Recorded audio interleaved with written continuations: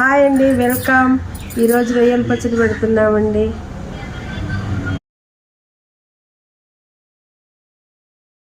Hi అండి, ఈ రొయ్యల్ని తీసుకొని వాటర్ వేసి కొంచెం లైట్గా ఉప్పేసి కడగాలండి. కడిగిన తర్వాత 2-3 సార్లు వాటర్తో క్లీన్ చేసుకొని నీళ్ళన్నీ వడిన తర్వాత ఉప్పు పసుపు వేసి ఉడకబెట్టాలండి. కొద్దిగా లైట్గా ఉడకబెట్టిన తర్వాత తీసుకొని నూనె కాగిన తర్వాత రోస్ట్ కావాలంటే రోస్ట్గా వెర్రగా వేపుకోవాలండి. మెత్తగా ఉండాలంటే కొంచెం వైట్గా ఉండాలండి.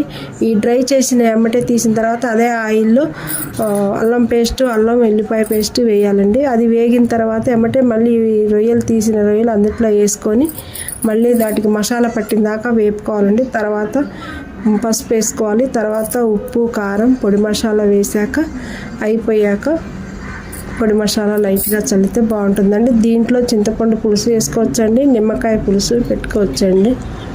ఏదన్నా ఇప్పుడు ఈ ఆర్డర్ కావాలనుకున్న వాళ్ళు ఈ కింద నా నెంబర్కి కాంటాక్ట్ చేయగలరు. ఇటు జానకి పికల్స్. నమస్తే.